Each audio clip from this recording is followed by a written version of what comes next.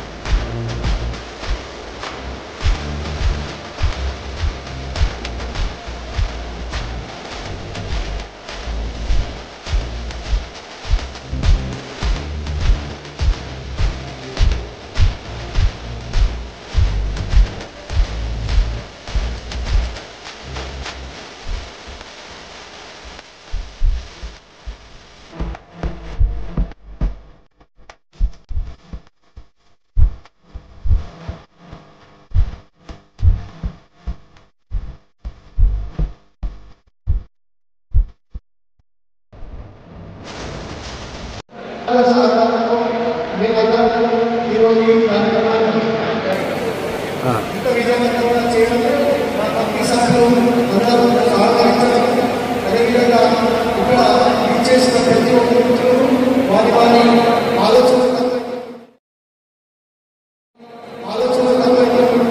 సకాలంలో వచ్చి సహాయాన్ని రిసీవ్ చేసుకొని ఇంతటి చక్కటి కార్యక్రమం నిర్వహించారు. మా వ్యక్తిగత బ్యాచ్ విజయవంతం సాధన ఎప్పుడు అనుకుంటే అరే గవర్నమెంట్ పట్టి కూడా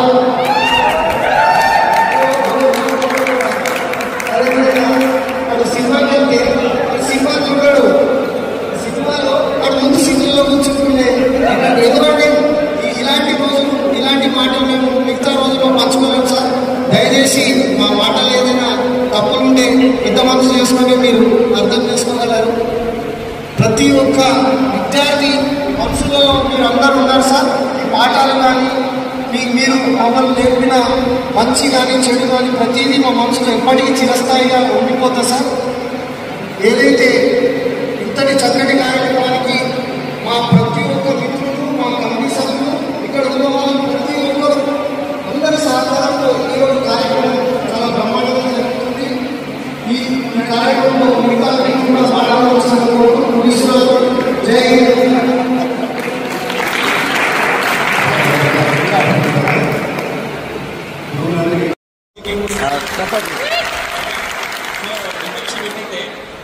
మన కోసం ఆయన చాలా రోజులు అంటే మనం మిత్రులంతా లోకల్ లేకుండా ఎక్కడెక్కడ ఊళ్ళో అందరినీ గ్యాదర్ చేసి వాటిని ఫామ్ చేసి మనం అందరినీ కలపడానికి మొత్తం చాలా ఎఫర్ట్ చేశాడు ఆయన.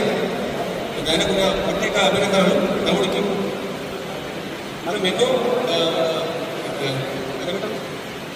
మనం ఎన్నో కన్ఫ్యూజన్తో ఇక్కడికి ప్లాట్ఫామ్కి వచ్చాము ఈరోజు. ఈరోజు మనము మంచి ముద్రాస్ఫూర్తితో ఇంటికి వెళ్ళి మనం అందరం ఈరోజు ఒక కలిసి లైఫ్ అంతా గుర్తుకుంటున్న రోజు ఇది. దీనికి ఒక స్పెషల్ డేగా నేను అనుకుంటున్నాను. ఈరోజు ఇలా ఉండడానికి ముఖ్య కారకులైన మన గురులందరికీ నా యొక్క నమస్కారం ఆలోచనలు. ఈరోజు మన హెడ్ మాస్టర్ అయిన మోహన్ సార్ లేదు, సార్కి హెల్త్ బాగాలేదంటే నేను పర్సనల్గా నేను కాల్ చేశాను. కానీ సార్కి ఆరోగ్యం బాగాలేకపోవడం వల్ల ఆయన గుంటూరులో ఉంటుంది సార్. ఇప్పుడు రాలేకపోయి ఈరోజు సార్ హైదరాబాద్ పర్సనల్ పని మీద ఆశ్రమ సార్కి రాలేదు, ఆయనకు ఆరోగ్యం బాగాలేదు. ఈరోజు మొన్నటి నుంచి సార్కి ట్రై చేశాను నేను. నాకు ఆరోగ్యం బాగాలేకపోవడం వల్ల ఆయన అటెండ్ కాలేకపోయింది ఈరోజు. ఇంకోటి విషయం ఏంటంటే తర్వాత మన విజయనగర సార్ గారికి మనకు అచ్చా సార్ గురించి స్పెషల్గా అదే చెప్పింది నేను కొంచెం పర్టికులర్ నెలలు. తర్వాత అంజయ్ సార్ అంటే అసలు చాలా మనకు చాలా ఇష్టమైన టీచర్. ఎందుకు చెప్పాలంటే మనం ఒక్కరోజు ఉన్నట్టు డుమ్మా కొట్టకుండా 100% అటెండెన్స్ వచ్చేటట్టు సార్ చేస్తున్నాం డైలీ. ప్లస్ ప్రతి రిపబ్లిక్ డే కానీ ఇండిపెండెంట్ డే కానీ మనకు గిఫ్ట్ ఇస్తుండే సార్ పెన్ను రైనాల్స్ పెన్స్. ఆ రోజుల్లో రైనాల్స్ బాగా ఫేమస్. నాకు ఇప్పుడు గుర్తుంది, ఎవరైతే 100% అటెండెన్స్ ఉన్నారో వాళ్ళకి సార్ స్పెషల్గా రైనాల్స్ ఇస్తుండే సార్. నాకు ఇప్పటికీ గుర్తుంది, ఆ రోజు మర్చిపోలేదు. ఇప్పుడు మేడం అంటే ఇక మేడం గురించి చెప్పాల్సిన ప్రత్యేకంగా అవసరం ఏం లేదు. ఎందుకంటే మేడం హిందీ సబ్జెక్టులో మనకు అందరికి 90+ రావాలంటే.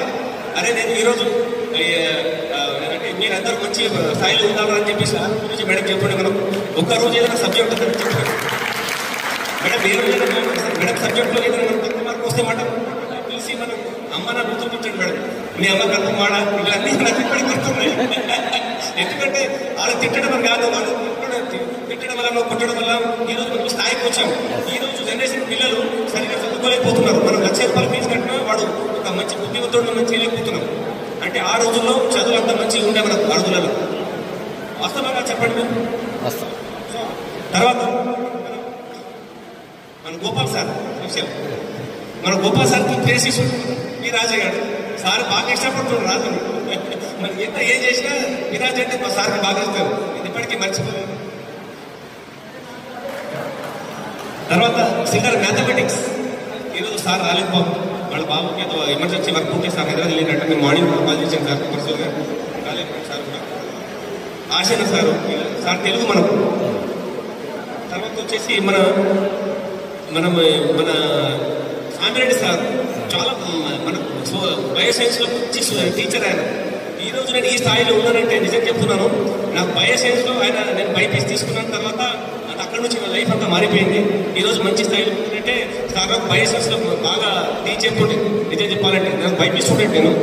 తర్వాత నాకు జాబ్ రీత్యా నేను కోర్సు మార్చుకొని ఎంకమ్ చేసుకొని వేరే రూట్లో వెళ్ళాను. ఈరోజు మంచి పొజిషన్లో అంటే మీ అందరూ బ్లెస్సింగ్స్ సార్. ఇంకో నర్సే సార్ ఉండి మనకు నర్సే సార్కి ప్రియ శిష్యుడు జయరాజు. నర్సే సార్కి ప్రియ శిష్యుడు జయరాజు అంటే అసలు ఏం చెప్పాలంటే ఈరోజు జయరాజు బాగా ఇష్టపడతారు సార్. అంటే చిన్న దాంట్లో డైలాగ్ బట్టి ఏది మన గోపి కూడా చూడండి, పవర్ డిపార్ట్మెంట్లో గోపి, నా పేరు జయరాజు ఇంటి పేరు నూనెరాజు అన్నట్టు. అప్పుడు మనం 22 years బ్యాక్ జరిగిన ఇన్సిడెంట్ ఇదేమో నాకు ఇప్పటికి గుర్తుంది, మర్చిపోలేను. ఆ రోజు అంటే ఇట్లా చెప్తే గోపి చెప్తే సార్ వచ్చి అరే తెలుగుపడి సార్ ఆ రోజు లేకపోవడం చాలా బాధాకరము.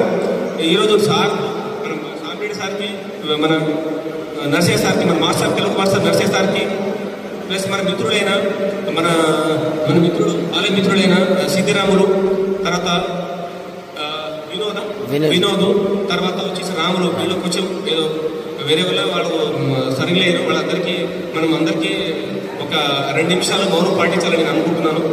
దయచేసి అందరూ కూడా స్టార్టప్ అయ్యి ఒక 2 నిమిషాలు అందరి కోసం మనం మౌనం పాటించి పెట్టాం. వాళ్ళ ఆత్మకు శాంతి చేకూరుతుందని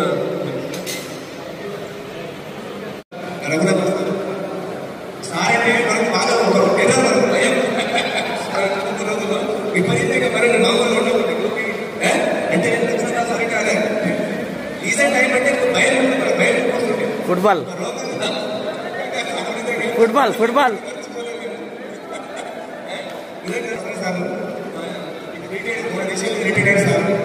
తర్వాత ఆడించి ఆట మనోలేని మనందరినీ ఇష్టం. తర్వాత వచ్చేసి ఈ మన ముగ్గురు ఎవరైతే మిత్రులు జరిగిపోతారు మ్యాచ్లో, సిద్ధిరాములు కానీ,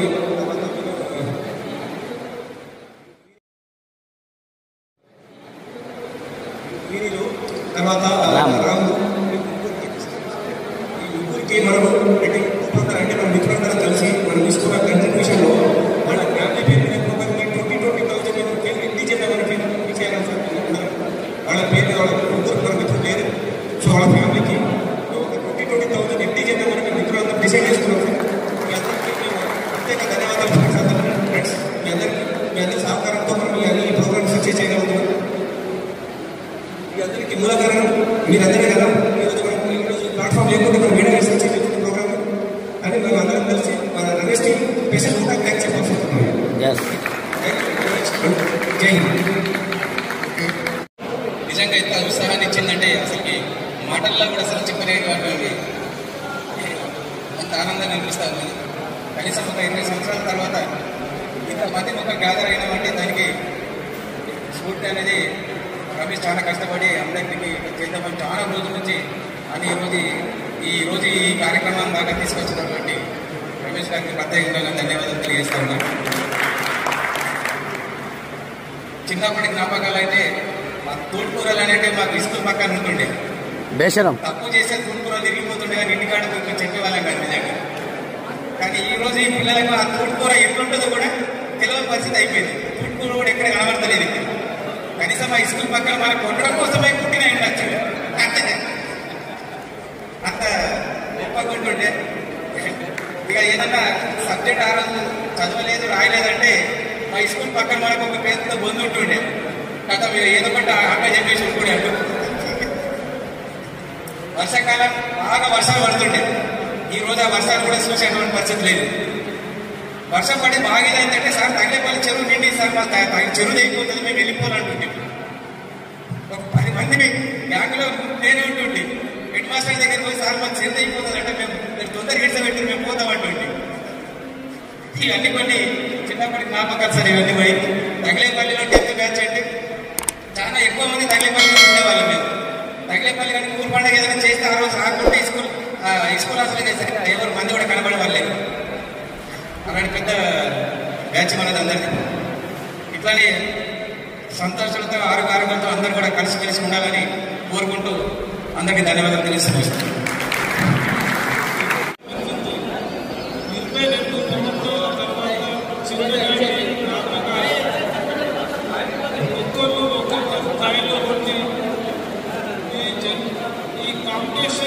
జనరేషన్లో కూడా తమ పనులను పెద్దలందరికీ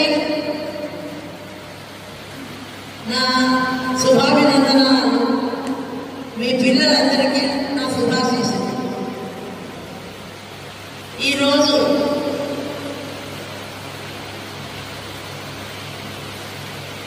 ఇన్ని సంవత్సరాల తర్వాత మీ పిల్లలందరినీ నేను కలిసినందుకు నాకు చాలా ఆనందంగా ఉంది. ఇంకా నన్ను మర్చిపోలేనందుకు కూడా మహాదానంగా ఉంది. అయితే నాకు మొదటి నుంచి కూడా ఏమిటంటే పిల్లలు రోజు స్కూల్కి రావాలి, బడికి రావాలి, నేను చెప్పిన పాఠాలు చెప్పేయాలి అన్నారు. అటువంటి ఇది ఉండేది. బాగా కష్టపడేదాన్ని. పిల్లల్ని మిమ్మల్ని కష్టపెట్టేదాన్ని నేను. అయితే ఇప్పుడు మీరందరూ కూడా చాలా పెద్దవాళ్ళు అయ్యారు. గడ్డాలు మీసాలు పెరిగిపోయాయి. అంటే చివరికి ఏంటంటే ఇప్పుడు మమ్మల్ని ఇంత ఘనంగా సత్కరించుకోవడానికి మీరందరూ కూరుకోవడం నాకు చాలా సంతోషంగా ఉంది. ఇప్పుడు మమ్మల్ని నేను చిన్నప్పుడు చెప్పిన ఆ పూల్కి చాహ దానిని ఆ పద్యాన్ని నేను